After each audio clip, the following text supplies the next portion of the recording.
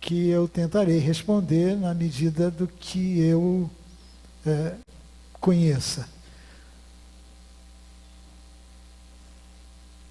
A doença de Alzheimer é uma das formas de demência. Não é a única. Talvez seja a mais conhecida, mas não é a única. E eu coloquei, resumidamente, o que é demência, né?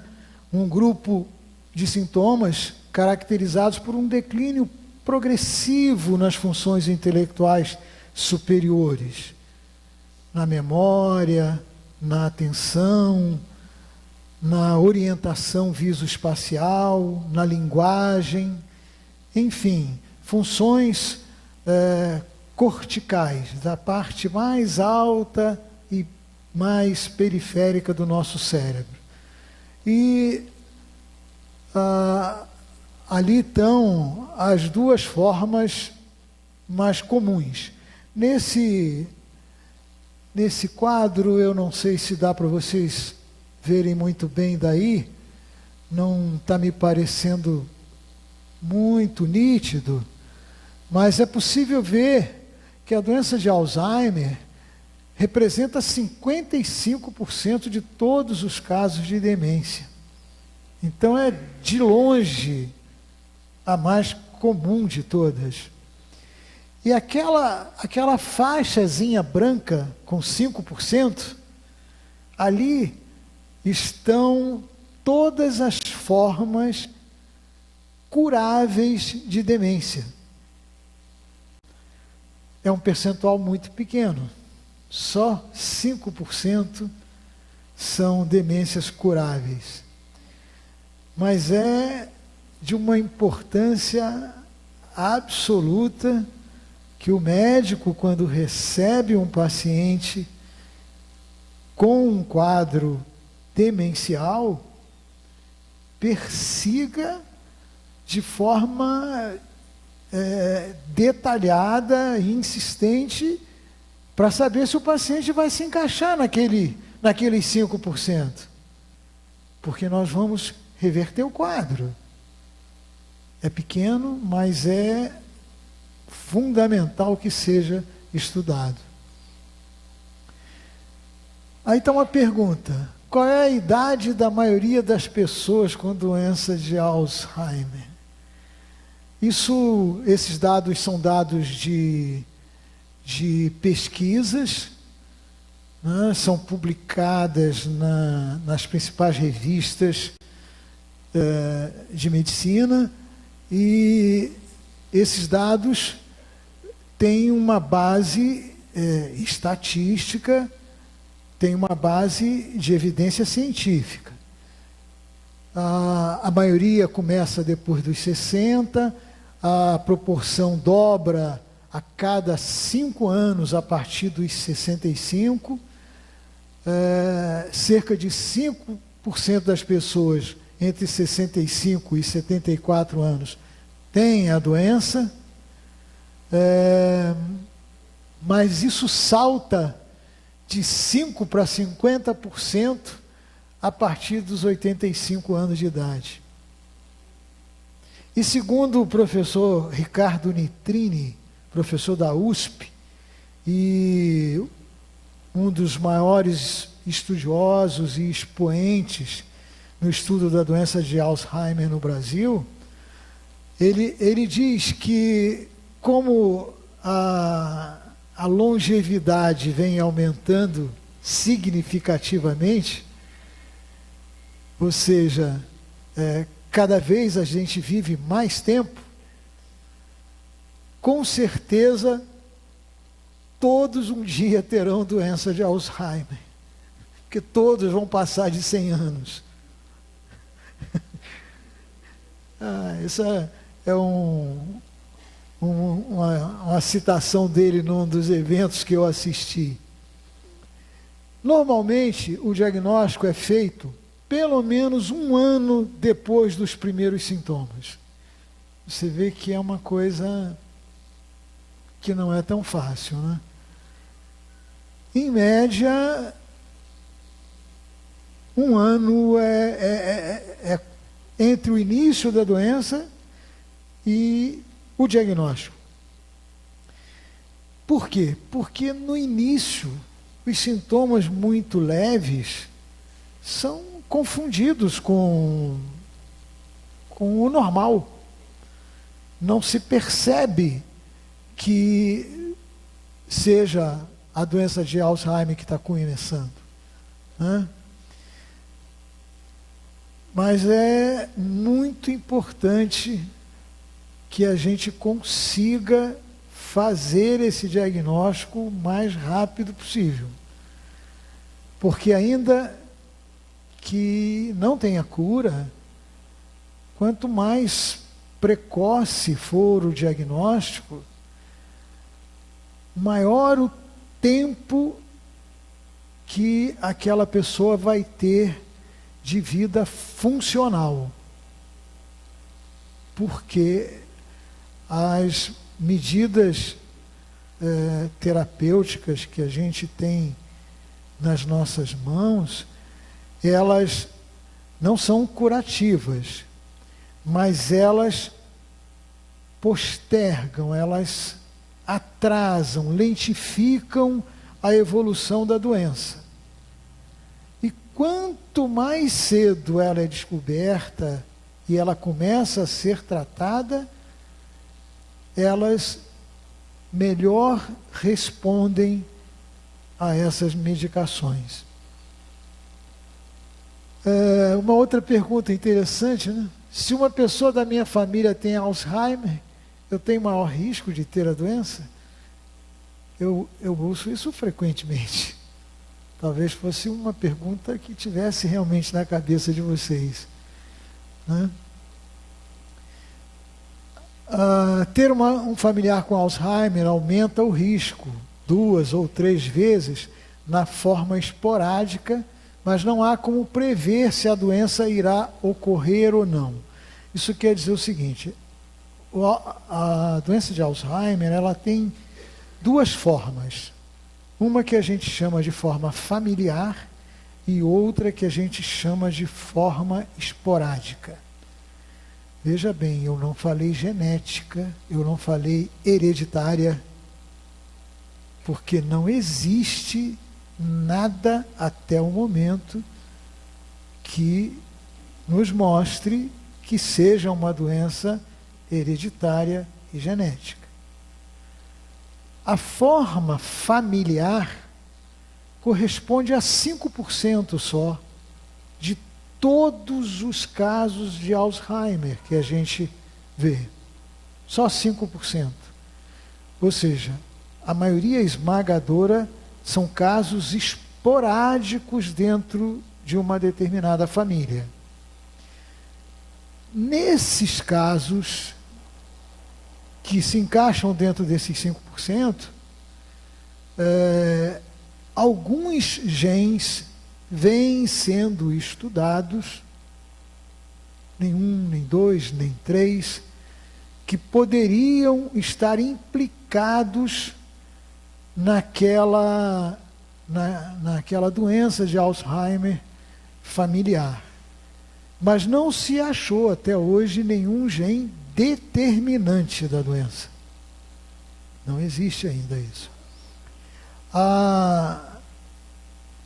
Nessa forma chamada familiar, a doença começa mais cedo. Começa mais cedo. Eu falei ali em torno de 60 anos, 65 anos. Na forma familiar, ela pode começar nos anos 40, nos anos 50, e sempre são diagnosticados vários membros daquela família dentro da mesma geração, né? Então, a maioria esmagadora dos casos de Alzheimer, elas são esporádicas. Eu já me antecipei, já falei sobre tudo que está nesse slide aí, né?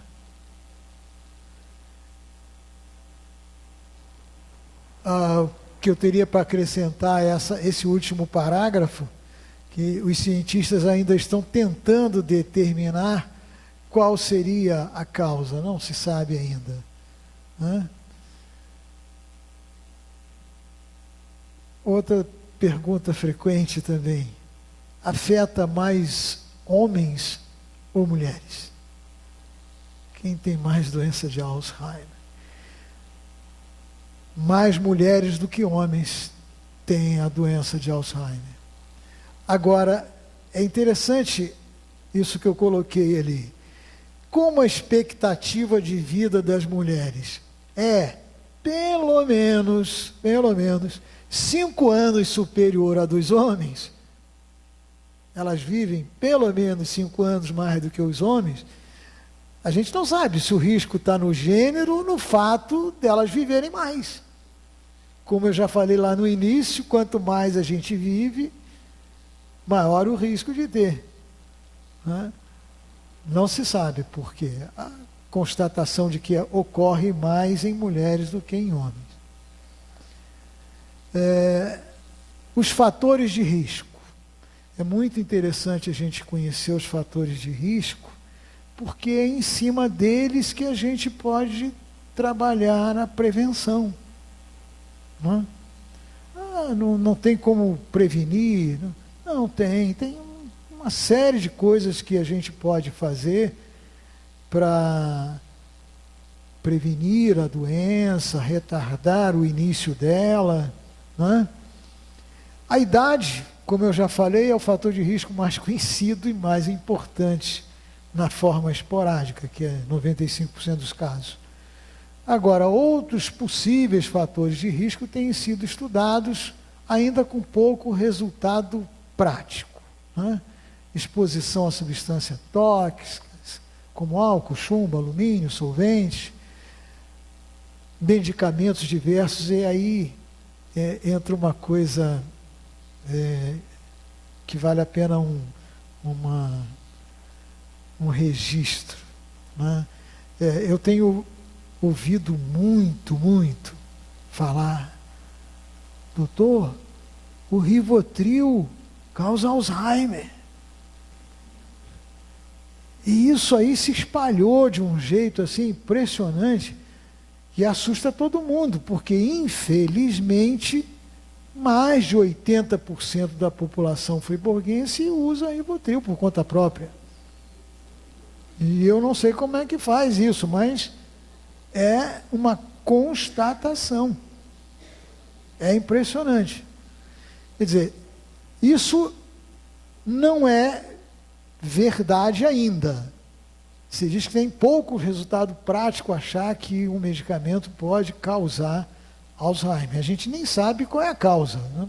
Então é um exagero dizer que o Rivotril causa Alzheimer.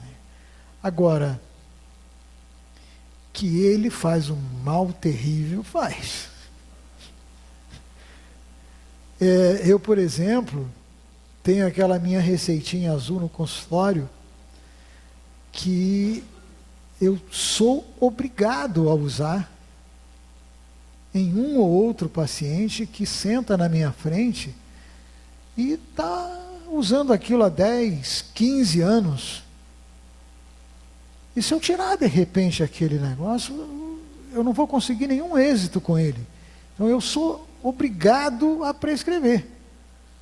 Agora, o paciente começar comigo o uso de um remédio desse tipo, e aí não é só o Rivotril e tudo que é receitinha azul com a faixa preta, aquele chequinho azul. Eu uso pontualmente em situações muito específicas. Um transtorno de pânico ou de ansiedade generalizada que está levando o paciente 1, 2 vezes por semana ao pronto-socorro para tomar um diazepam na veia. Esse paciente ele não pode esperar até que o medicamento adequado corrija aquilo, porque vai levar um tempo. E eu preciso socorrê-lo. Aí então eu uso. Alguém que teve uma perda importante, afetiva, perdeu um filho, precisa daquela ajuda imediata. E eu vou usar aí por 5 a 6 semanas e vou suspender. Até aí, a segurança é total. O remédio vai fazer bem e antes que ele comece a fazer mal, o paciente já está livre dele. E é só, pontualmente nessas situações que eu prescrevo. Pode perguntar. Você levantou a mão?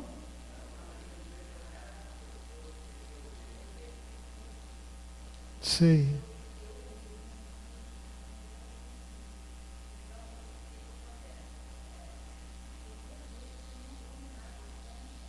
Sim, porque provavelmente você já está usando há muito tempo, não mais há 5, 6 semanas. Então, esse é um dos grandes problemas desses remédios, eles vão perdendo o efeito. Aí você toma o remédio e não dorme.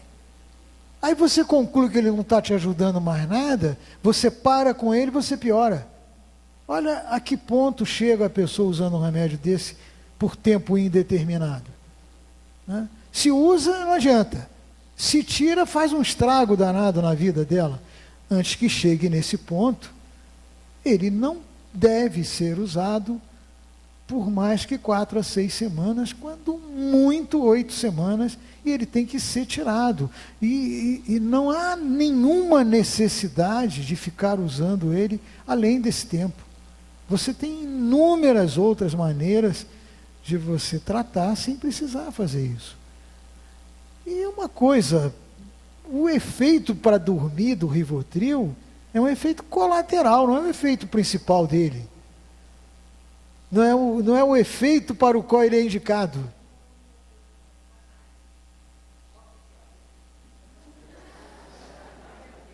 Qual que é menos pior? Qual que é menos pior? O Somalio é de média potência e média duração. O Rivotril é de alta potência e longa duração. Né? Mas os que mais viciam são os de curta duração.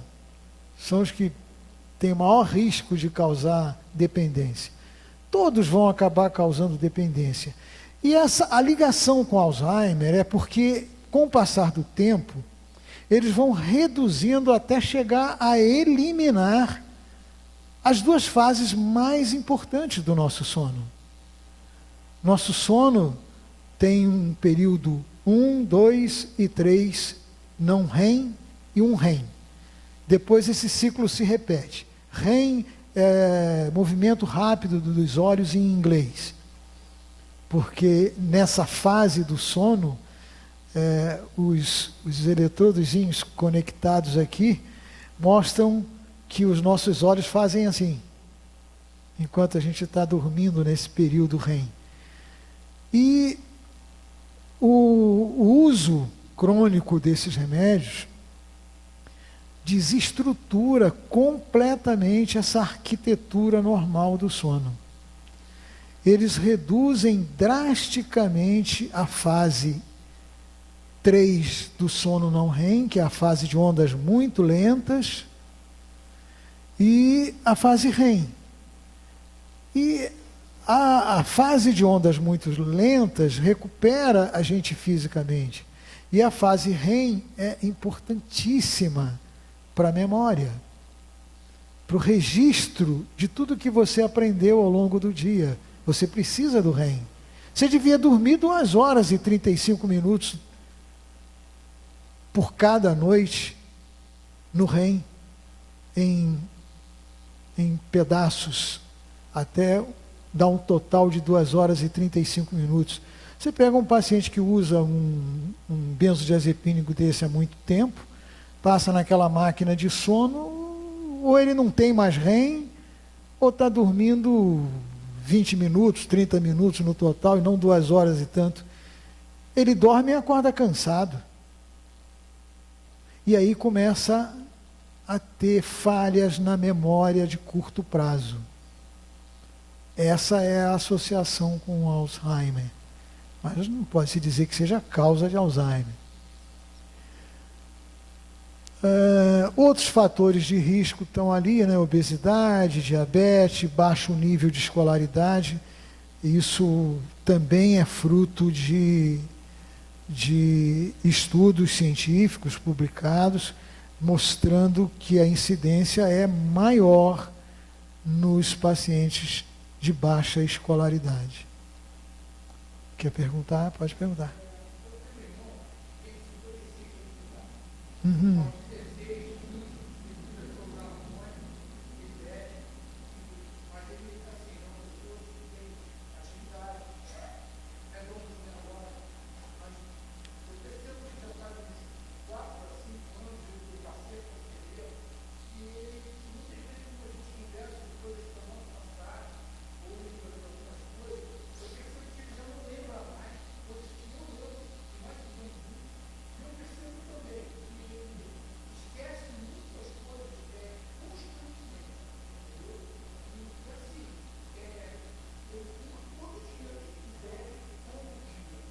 É.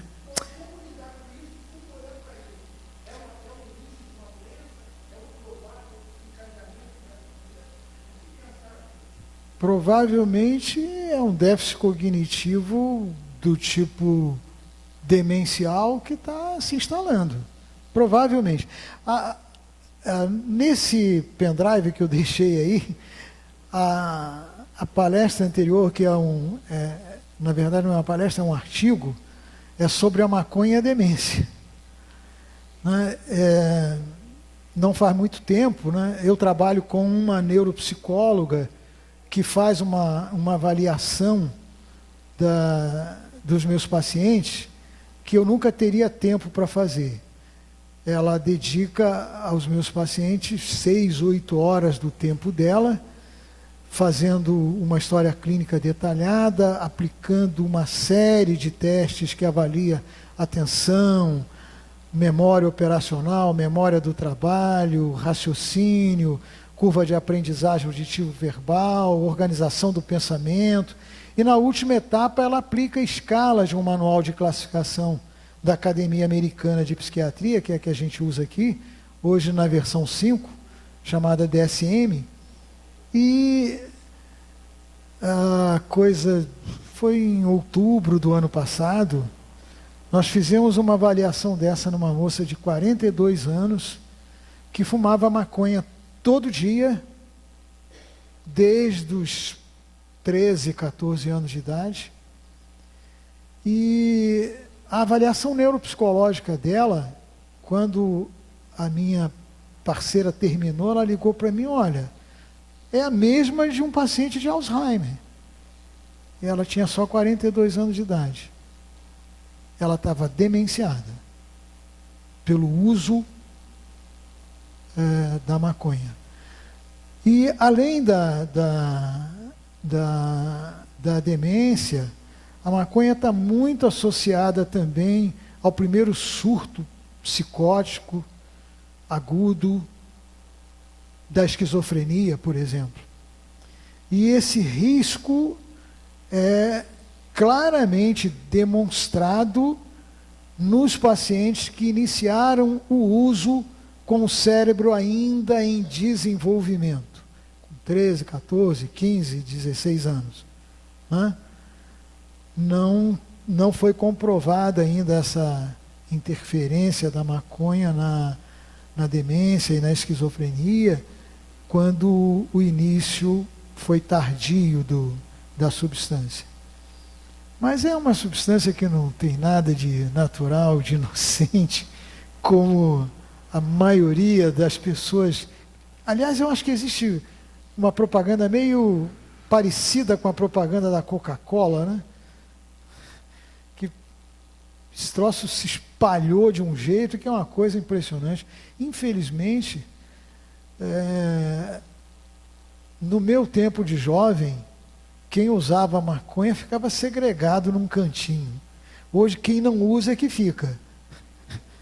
Então, essa garotada toda com essa cultura de que é algo natural, que faz menos mal que o cigarro, que coisa nenhuma. Faz todos os males que o cigarro faz.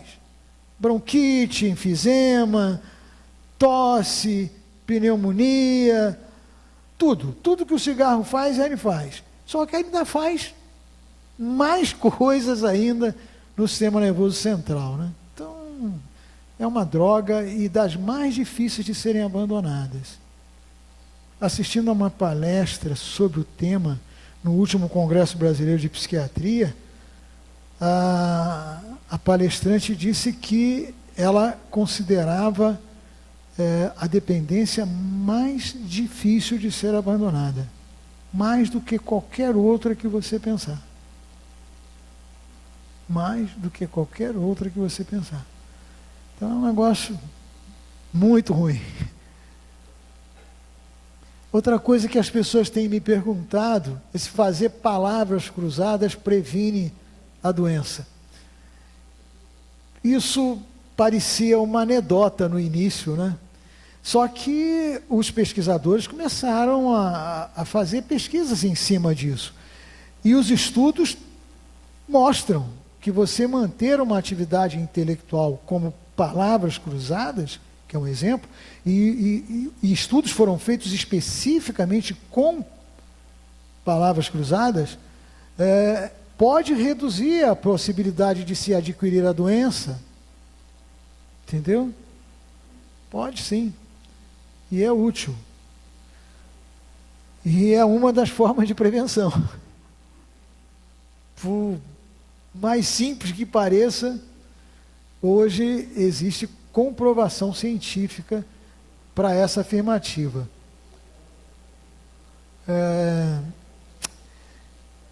E também os estudos têm mostrado que os pacientes com maiores recursos intelectuais, mais escolarizado, ele tem maior chance de prevenir ou de protelar o início da doença e o prejuízo da doença, né?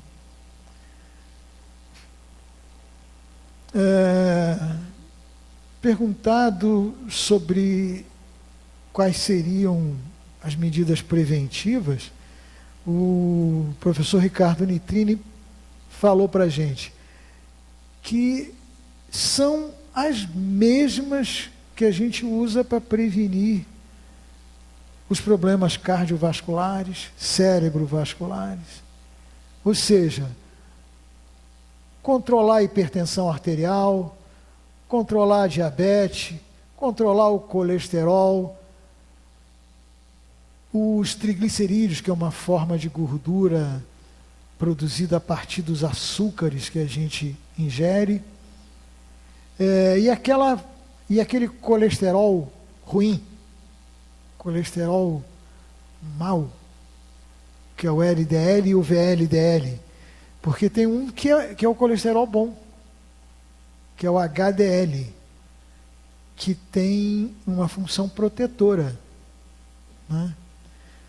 E que, infelizmente, no nosso, quer dizer, na nossa forma de vida, é muito comum as pessoas estarem com HDL baixo.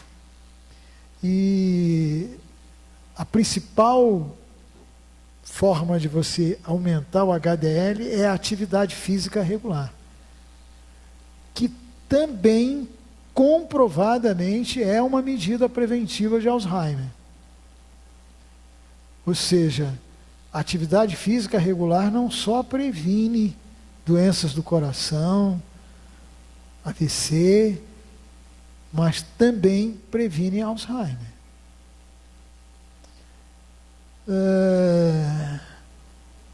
E a medida talvez mais específica para o Alzheimer é manter uma elevada atividade mental, porque isso está muito claro que é importantíssimo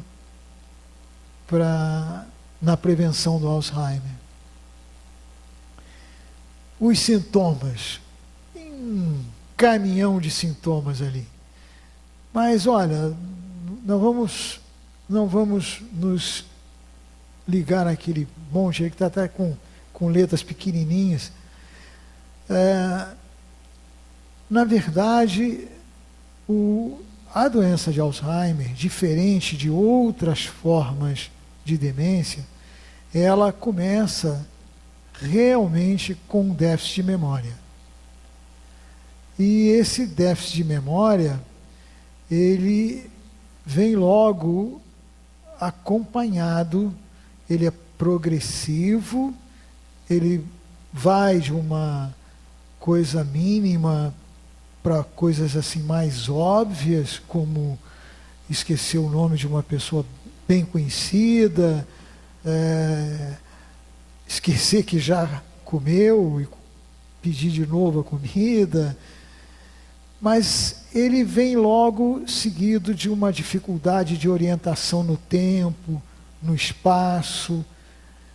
Não é o esquecimento que muitas pessoas têm, de esquecer o óculos, esquecer o relógio, e aquilo está 1 ano, 2, 3, vários anos na vida dele, não passa disso, né? Então, o déficit de memória na doença de Alzheimer é um pouco diferente do déficit de memória no estresse, na depressão, na ansiedade, todos causas comuns de problemas de memória.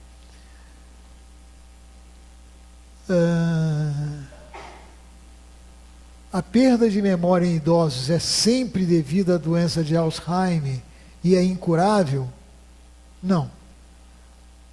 Eu já falei lá no início que existem outras condições que podem ser causa de demência, e aí não é de perda de memória, é de demência. A depressão é um diagnóstico diferencial frequente no nosso dia a dia, muito frequente. Quando eu encaminho o paciente para a minha neuropsicóloga, eu escrevo assim: diagnóstico diferencial, demência versus depressão. De forma objetiva, específica. Por quê? Porque frequentemente o que chega para a gente, parecendo em tudo um quadro demencial, e a gente pensa de imediato na doença de Alzheimer, na verdade é uma depressão, que é uma das formas curáveis. Você trata e aquele quadro demencial desaparece. Calmantes e hipnóticos podem, em doses excessivas, simular, não exatamente causar demência, mas podem simular algumas infecções, como encefalite, meningite, a infecção pelo vírus da AIDS, podem levar a um quadro demencial. Doenças endócrinas, a gente tem o hipotiroidismo como a mais comum de todas. Muitos casos que caem dentro daqueles 5%, daquela faixa branca pequenininha ali, você descobre um hipotiroidismo, corrige e o quadro demencial desaparece. Assim como o déficit na quantidade de vitamina B12 e de folatos, de ácido fólico, que também é uma causa curável. Uma outra causa curável que não está citada aí, mas que a gente vê muito no nosso dia a dia, é o que nós chamamos de hematoma subdural crônico.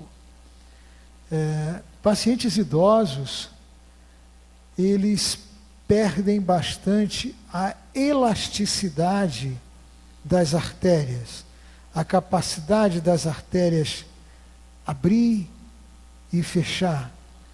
Elas ficam mais friáveis, mais fáceis de romper, artérias e veias, né?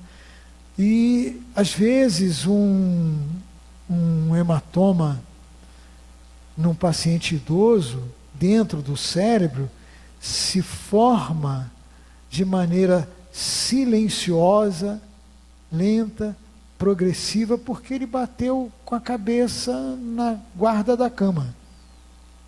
Não reclamou de nada, não sentiu nada, ninguém viu nada. E daqui a uns 15, 20 dias ele começa a apresentar um quadro de déficit intelectual importante, progressivo. Você vai lá, faz uma tomografia, vê o hematoma subdural na imagem, o doutor vai lá, faz um buraquinho pequenininho aqui, drena e acabou o problema. O paciente está curado. Isso também é relativamente comum. É uma outra causa de demência curável. Uma outra causa de demência curável também é uma coisa que a gente chama de hidrocefalia de pressão normal. Hidrocefalia é um acúmulo excessivo de água. É um líquido que circula dentro do nosso sistema nervoso central, que a gente chama de líquor, que ele fica dentro de umas estruturas dentro do cérebro que a gente chama de ventrículos, e eles começam a dilatar, começam a aumentar. E isso é comum no envelhecimento, isso é comum na doença de Alzheimer, né? As células, os neurônios vão morrendo, esse líquido vai ocupando mais espaço, vai ocupando o espaço que foi deixado pelas células que morreram. E isso é o mais encontrado, né, na doença de Alzheimer, por exemplo. Mas na hidrocefalia de pressão normal, é diferente. Esse líquido aumenta sem essa perda de células, sem outros dados que a gente veria numa ressonância, numa tomografia de um paciente com Alzheimer. E com alguns dados interessantes que esse líquido extravasa um pouco para fora daquele compartimento e é mostrado fora desse espaço que seria o natural dele. Nesse caso também a colocação de uma válvula drenando o líquido para o peritônio, uma membrana que a gente tem aqui envolvendo o nosso abdômen, leva à resolução total do problema. Essa é uma outra causa de demência curável. Esse é uma coisa importante, porque essa é a parte mais difícil do nosso trabalho. Eu falei que mais ou menos um ano depois do início da doença é que se alcança o diagnóstico. O início é com sintomas que se parecem muito com a normalidade. Aí você coloca em cima disso que não existe um marcador biológico. Não tem. Não existe nenhum exame complementar que confirme. Você não vai fazer um diagnóstico de doença de Alzheimer pela imagem que você viu na ressonância ou na tomografia. Não dá. Não dá para fazer. Você afastou todas as outras causas, testou todas as possibilidades de uma demência curável, dosou a B12, a homocisteína, dosou a tireoide, o exame não mostrou a hidrocefalia de pressão normal, não mostrou o hematoma, e você tem um paciente que está ali com um quadro clínico altamente sugestivo de doença de Alzheimer. Se a ressonância mostrou lá uma atrofia importante de células cerebrais, mostrou uma redução importante numa estrutura chamada hipocampo, que é uma estrutura bem profunda dentro do cérebro, que diminui de volume nos casos de Alzheimer, ela vai te ajudar bastante no raciocínio. E existe um teste muito simples, que a gente faz no consultório, em praticamente todos os pacientes que chegam com esse tipo de queixa, que é um exame chamado mini exame do estado mental. Nesse mini exame, o paciente tem a possibilidade de fazer 30 pontos. Se ele tiver um nível de escolaridade maior, tem um ponto de corte em que você já pode pensar na possibilidade de que é um paciente com doença de Alzheimer. Se ele tiver um nível de escolaridade mais baixo, o ponto de corte é diferente. Esse ponto de corte não faz o diagnóstico, mas faz com que a gente, somando todos os dados que a gente tem, encaminhe o paciente para uma avaliação neuropsicológica mais detalhada e, no final, com todo esse workup feito, a chance de você acertar o diagnóstico é em torno de 90%. Em torno de 90%. O diagnóstico de certeza viria com uma biópsia, que ninguém faz na prática. É um procedimento invasivo que não se justifica. O diagnóstico, então, em vida da doença de Alzheimer é um diagnóstico de muito provável. Ponto. E com esse muito provável, a gente já inicia o tratamento.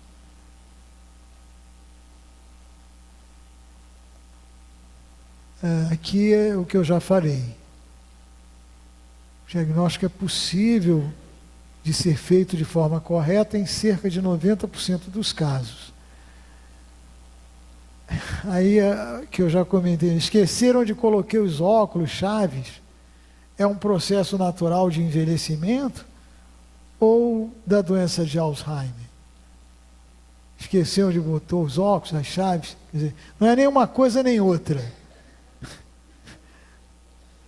Perder a memória não é normal em idade nenhuma. Né? Problemas com a memória podem ser devidos a uma gama de fatores muito grande. Né? Em qualquer idade, você esquecer de vez em quando nomes, compromissos, objetos como chave, guarda-chuva, a causa pode ser um monte delas.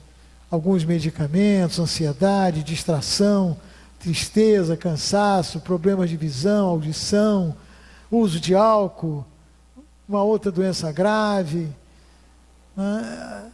a tentativa de lembrar muitas coisas ao mesmo tempo.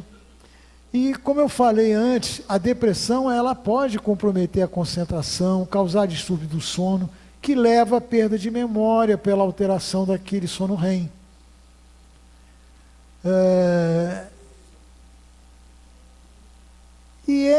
Como eu já falei, no início, o comprometimento inicial do Alzheimer é realmente com a memória. Aí, como eu falei, eles podem ter dificuldade em lembrar-se de eventos recentes, de atividades, de pessoas familiares e de objetos. A perda de memória que se associa com Alzheimer acaba por interferir seriamente na execução das atividades da vida diária, né? Isso é bem diferente. Eu estou ficando muito esquecido, doutor. Será que eu estou com Alzheimer? É muito diferente, né? A perda de memória no Alzheimer, ela acaba por interferir seriamente na execução das atividades da vida diária da pessoa. É muito diferente do esquecimento que a maioria das pessoas se queixam, principalmente depois de uma determinada idade, e que não progridem até incapacitar aquela pessoa, né? Pode perguntar. Não estou ouvindo. Não estou te ouvindo.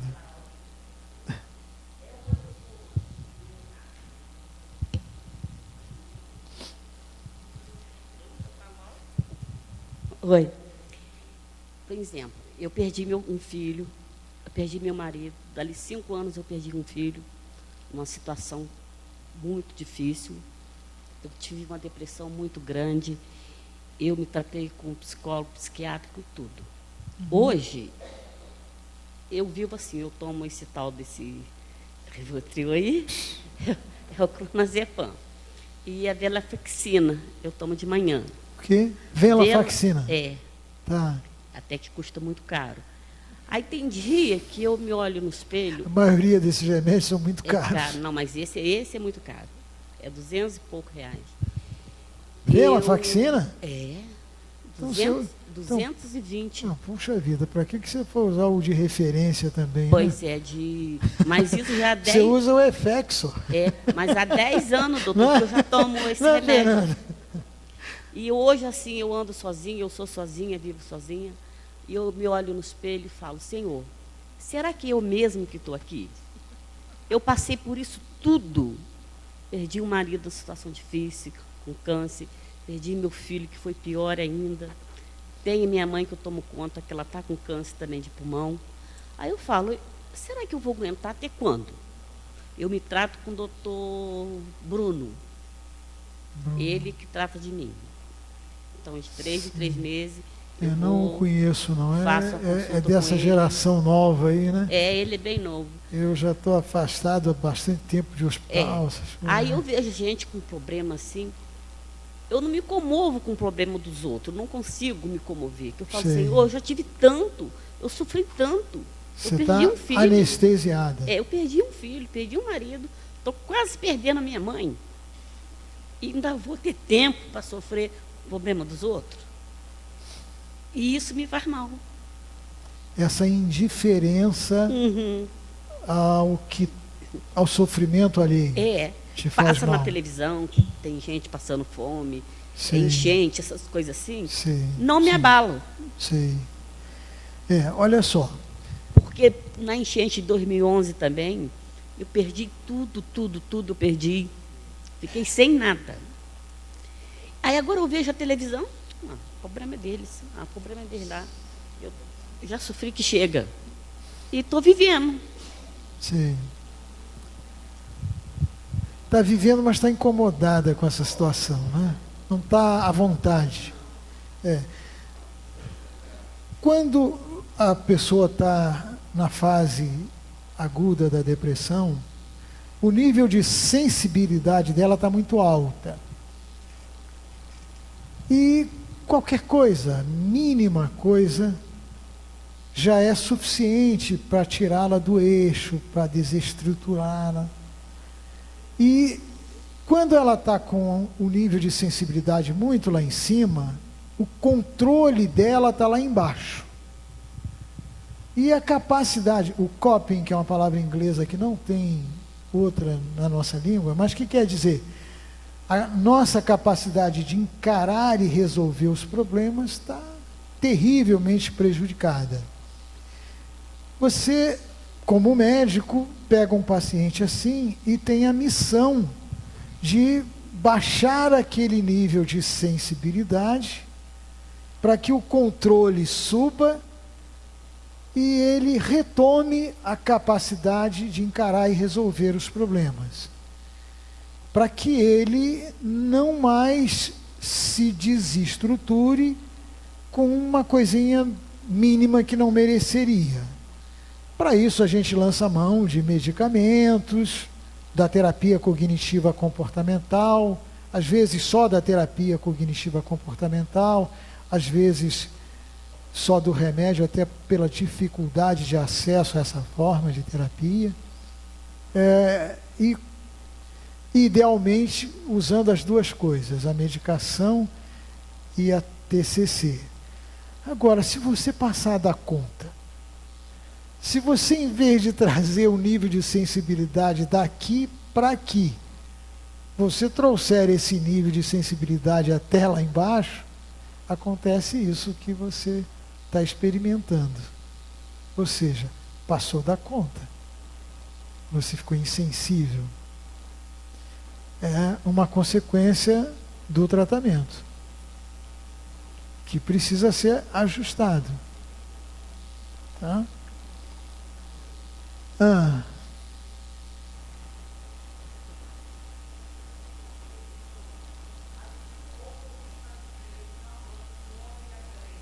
Sei. Olha, estudos conclusivos baseados em evidências científicas. Quando eu falo estudos baseados em evidências científicas, são estudos realizados assim. Você escolhe aleatoriamente as pessoas para participarem de um grupo e de outro grupo que você vai usar na experiência, no experimento. Você tem esse grupo fechado, tem um número mínimo de pacientes em cada grupo para poder ter valor estatístico. De preferência, você usa um placebo, ou seja, usa algo que imita o remédio, mas só tem farinha e açúcar dentro. Você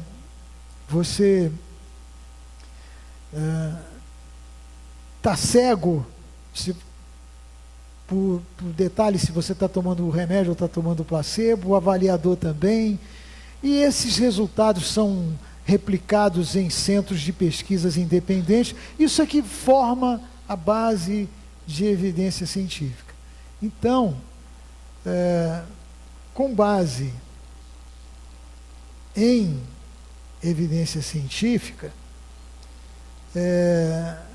a resposta é essa que eu te dei.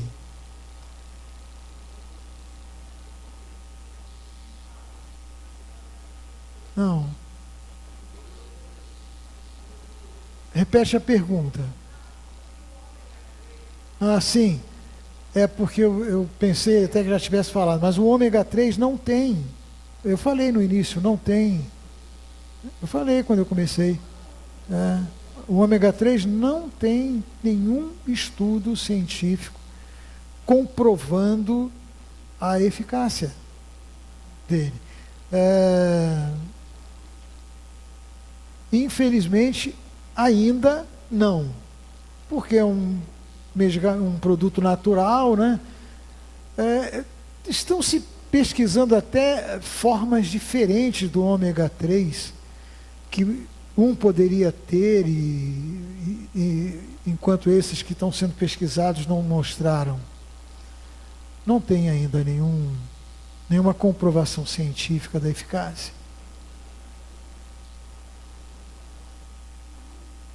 Eu também já falei, não tem cura, e nenhum medicamento interrompe. Bom, como é que a gente trata a doença de Alzheimer? Quer dizer, principalmente nessas fases iniciais e intermediárias, os medicamentos específicos podem ser bastante úteis, né?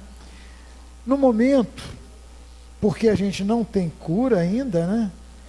E ainda não tem a etiologia, a causa, né, nas mãos, A terapêutica está baseada nesses 3 pilares: retardar a evolução, tratar os sintomas e controlar as alterações de comportamento. É o que a gente pode fazer. Retardar a evolução com aquela medicação, com aquelas medicações específicas. Tratar os sintomas é porque existem diferentes sintomas que podem aparecer num paciente com Alzheimer. Ele pode ter infecção urinária, infecção respiratória, ele pode ter hipertensão arterial, ter diabetes. Você vai tratando todos os sintomas que ele tiver. E as alterações de comportamento é que são as mais complicadas, as mais difíceis, porque são as que alteram a rotina da família, que altera o bem-estar, que diminui a sensação de bem-estar de todos os que estão à volta do paciente, e são difíceis de serem tratadas. As medicações mais utilizadas são os antipsicóticos, agora os de 2ª e 3ª geração, mas elas devem ser usadas com muita cerimônia, pelo espaço de tempo mais curto possível. Para vocês terem uma ideia, num evento que eu vou a semana que vem, de novo, chamado Cérebro, Comportamento e Emoções, que é um evento basicamente de neurociências, eles designaram uma professora da USP para falar bem desses remédios que a gente usa para tratar a alteração de comportamento do Alzheimer. E uma outra professora da Universidade Federal do Rio Grande do Sul para falar mal do remédio. A encarregada de falar bem quase que só falou mal. Então, você vê que situação que a gente fica. E não tem saída, você às vezes tem realmente que lançar mão desses remédios, mesmo sabendo que a relação risco-benefício não é tão boa. Mas, se usando com uma certa cerimônia, se usando com muito critério, é possível você usar. Hoje eu atendi uma paciente com a doença de Alzheimer, que ela é de Cordeiro, estava acompanhada da filha dela e foi a 2ª consulta comigo, né? E na primeira consulta, há 2 meses atrás, eu mudei totalmente a medicação e usei um desses medicamentos que a gente já chama de 3ª geração, com efeitos colaterais muito, muito menores do que os outros, numa dose muito baixinha, e a filha estava maravilhada, encantada com o resultado. Minha mãe é outra pessoa. Ela continua com Alzheimer, ela continua com todos os déficits cognitivos que ela tem. Só que a vida da família melhorou. O dia a dia da família melhorou. Então é possível você fazer um uso razoável desses remédios. Os remédios que a gente usa para a doença de Alzheimer são medicamentos que aumentam um neurotransmissor chamado acetilcolina dentro do cérebro, e um outro que diminui a ação de um outro neurotransmissor chamado glutamato, que em concentrações elevadas destroem o neurônio. essa é a base para se usar a rivastigmina, a donepezila, a galantamina e a memantina, que é a que atua no glutamato.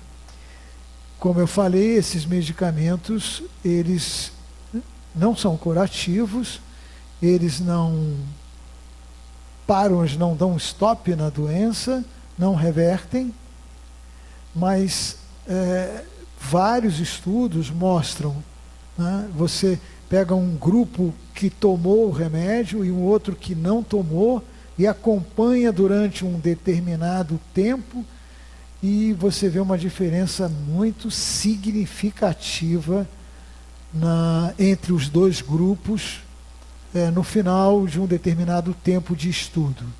O grupo que tomou o remédio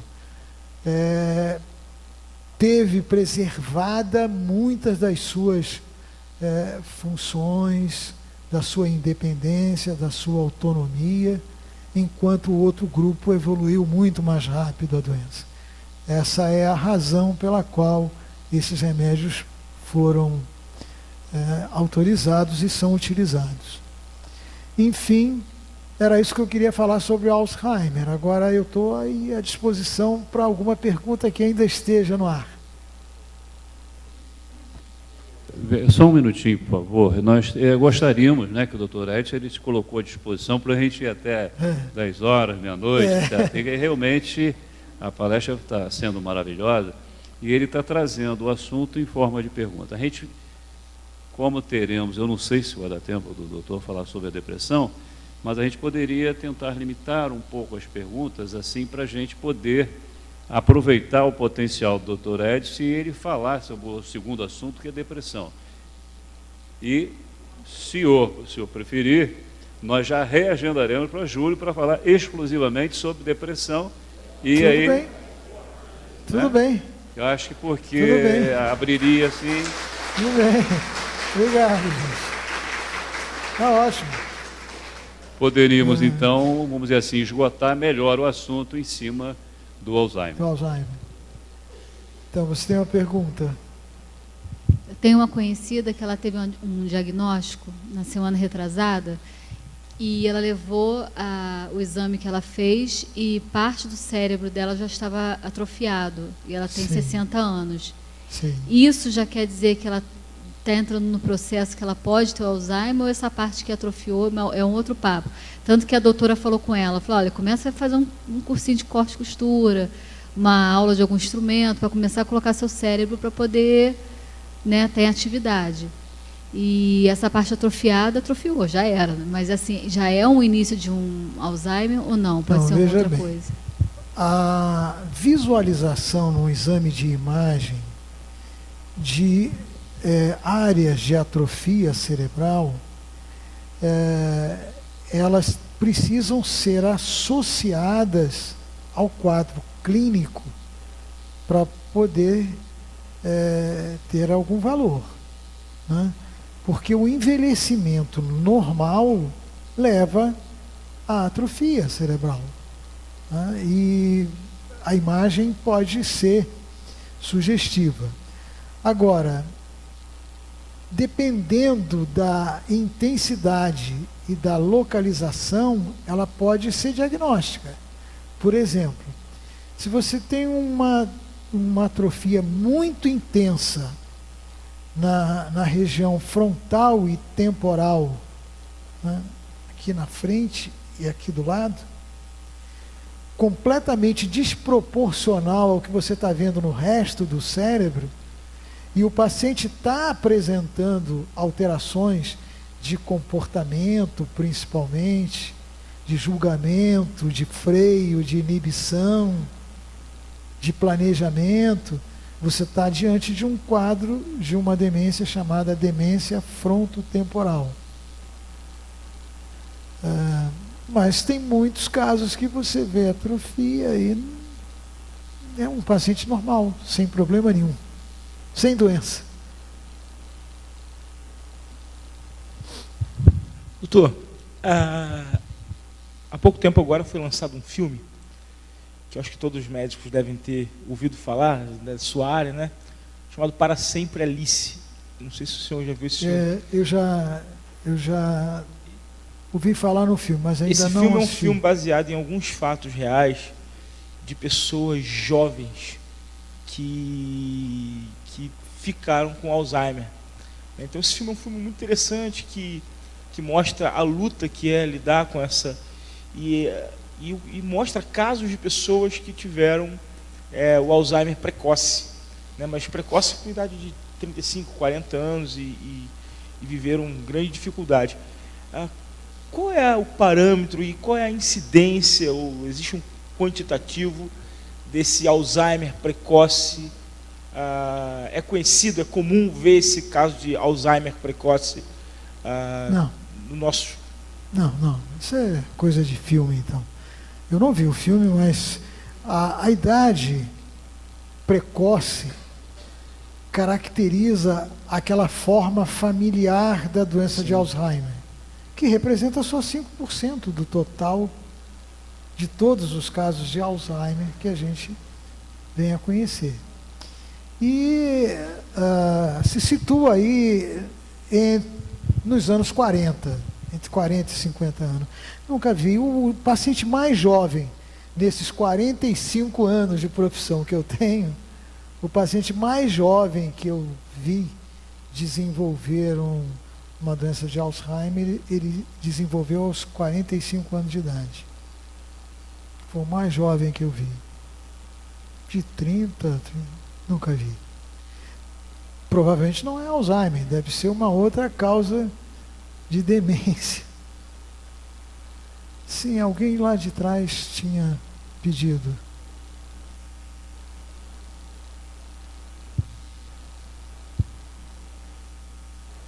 Agora no final, você falou sobre a questão dos remédios, né? O grupo, separadamente, né? O grupo que toma o remédio e o grupo que não toma. No caso, vamos supor, a pessoa não tomou e foi a minha mãe no caso. A minha mãe teve mal de Alzheimer há 12 anos. Sim. Ela, momento nenhum da doença, eles não passaram remédio. Sim. Porque ela era muito tranquila. Então, eu te pergunto assim... Ela não tinha transtorno de comportamento. Não. Então, os remédios, isso que eu quero te falar. É mais assim, mais para ajudar nessa questão de família, comportamento, essas coisas todas? Você acha também que ajudaria mais nisso? Porque, tipo assim, nada mudou. Ela teve um quadro de mal de Alzheimer, assim, o que eu diria para você? Mas, assim, em relação a gente ter que cuidar, o espaço da gente, tudo mudou. Mas ela foi muito tranquila. É assim. Sim. Ela não desenvolveu hora nenhuma nenhum transtorno de comportamento. E em momento nenhum também ela tomou remédio. Em alguns pacientes, esses transtornos de comportamento se desenvolvem, em outros não. E não se sabe exatamente por quê. O uso dessas medicações que eu falei não é para o transtorno de comportamento. É para a rapidez com que a doença evolui. Só para isso. Entendeu? E você, deixa eu te fazer uma pergunta também. Você acha assim, por exemplo, ela tinha uma vida muito saudável. Muito. Memória excelente. Na família ninguém tinha uma memória igual a dela, né? E foi até descoberto, foi o Dr. Ranulfo na época, que ela foi levada ao Rio pelo Paulo Neumayer, né? E ela teve uma doença muito tranquila, mas nada complicou. Muito, no final, foi um quadro urinário. Mas eu posso dizer assim, que foi devido à saúde dela, que ela tinha, eu acho que ajudou nesse quadro todo, porque ela tinha uma saúde excelente, assim, foi uma doença muito tranquila. Dos que eu vejo, da época dela e da agora, eu fico assim impressionada das pessoas reclamando, falando disso, daquilo, sabe? Das alterações comportamentais. Não, nem teve. Você está associado à saúde dela, no caso? Você acha? Não sei se teria alguma relação. Agora, no momento, na minha experiência do dia a dia, um ou outro paciente evolui sem alteração de comportamento. A maioria evolui com. Hein? Pode-se deduzir isso, mas não existe nenhuma evidência científica que a gente se baseie para te dar uma resposta afirmativa ou negativa, né, da sua hipótese. Uma coisa que me ocorreu aqui agora, que eu acho bastante importante de passar para vocês também. A doença de Alzheimer é uma doença crônica. Ela vai evoluir durante anos, né? Durante anos. E como qualquer doença crônica, ela tem certas características que são próprias de doenças crônicas. E quando ocorre uma doença desse tipo dentro de uma família e de repente se escolhe a filha que não casou, ou a filha que enviuvou, ou a filha que se separou, diz: ó, você vai ficar cuidando da mamãe ou do papai. Pronto, você enterrou a vida daquela pessoa. Literalmente enterrou a vida daquela pessoa.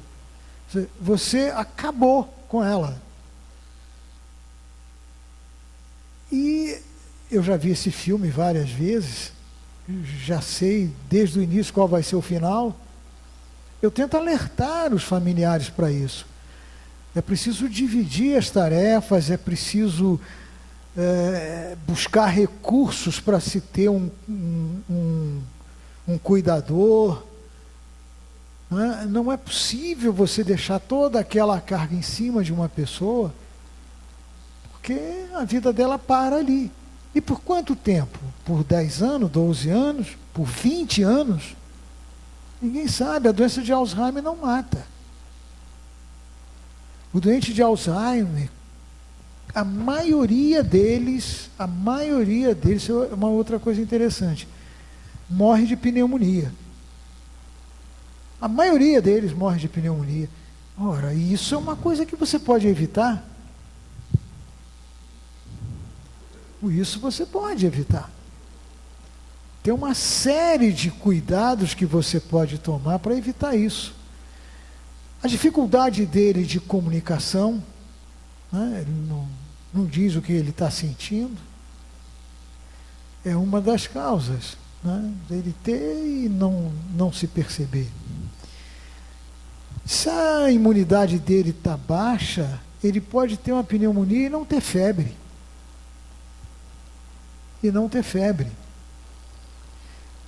A imobilidade dele, depois que ele chega nas fases mais avançadas da doença, aumenta muito o risco da pneumonia, né? A exposição a temperaturas muito baixas, sem proteção, enfim, várias coisas podem interferir e todas evitáveis. Todas que, se você estiver atento, pode evitar. Ou seja, a causa mais comum, mais frequente de morte é uma causa que pode ser evitada. É só uma colocação. O cuidador também precisa ser cuidado. Com certeza. Se ficar numa vida... E não demora muito para mostrar que está precisando de cuidado, não.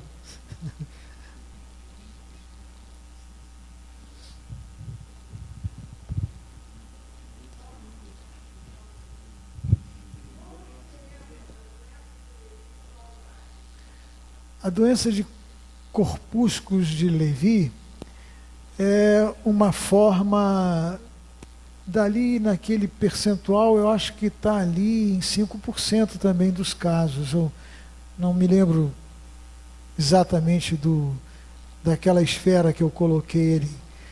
A doença por Corpúsculos de Levi é um quadro também demencial. A grande diferença em relação ao Alzheimer é que no Alzheimer a doença começa com déficit de memória. E na demência de Corpúsculos de Levi, o déficit de memória é mais tardio. Aparece depois. Uma coisa que faz a gente pensar na demência por Corpúsculos de Levi é a presença de alucinações visuais muito bem formadas, muito bem detalhadas, que é uma coisa que você praticamente não vê no Alzheimer, né? E é uma marca da demência por Corpúsculos de Levi. Doutor Edson, só para dar tentar trazer um pouco mais de otimismo, como é que o senhor vê a perspectiva de futuro para a doença de Alzheimer? Vê alguma luz no fim desse túnel? Sua palestra foi realmente muito elucidativa, mas como é que vê esse final no futuro? A perspectiva, né? Hoje as pesquisas estão muito centradas na genética. Aliás, isso vale para todas as condições neuropsiquiátricas. Estudos com o papel de um gene que regula a apolipoproteína E, genes que regulam a formação de tangles, que é neurofibrilas, o depósito de uma substância chamada amiloide, que é evidenciada, não é específica do Alzheimer, mas é muito marcante na doença de Alzheimer, tem sido o foco das pesquisas, e por esse caminho eles esperam chegar em algum lugar que possa modificar a expressão desses genes, a interação desses genes, outros genes que não são conhecidos, com o meio, né? Ainda está um pouco distante. Muito bem, eu acho que de antemão agradecemos ao doutor Edson a abertura da possibilidade de continuar a palestra, que nós paramos praticamente na metade da palestra. Eu queria informar aqueles que nos visitam que a gente tem feito um apoio, evidentemente, agradecendo a nossa liderança, o pastor Luiz Gustavo, uma série de palestras, e essas palestras provavelmente continuarão com o pastor Luiz Gustavo nos colocou antes de iniciar. O objetivo da igreja, além da parte, evidentemente, principal dela, do ID, mas do conhecimento geral. Então, eu já, mais ou menos, a gente vai conversar com o doutor Edson, a gente vai deixar mais ou menos pré-agendado para julho nós darmos sequência à palestra sobre neurose, e aí ele ficaria também, já se colocou, né, para esgotar o assunto sobre neurose depressão. Eu gostaria agora de, em primeiro lugar, agradecer a presença de todos. De antemão, já convidando para julho, a gente vai divulgar e será um prazer recebê-lo novamente. Eu queria convidar aqui a diretoria da UPH para a gente possa passar às mãos do nosso ilustre palestrante uma palavra de Deus, uma Bíblia, que ele possa também, prevenindo também, é uma das formas de prevenir o Alzheimer, lê-la e quem sabe pegar, com certeza, e atividade tirar as intelectual. provas, os ensinamentos. Isso aí. Diretoria da UPH, nosso vice-presidente, por favor, nosso secretário, nosso conselheiro, Queria que viesse aqui à frente para a gente poder passar aqui a mãos do Dr. Edson.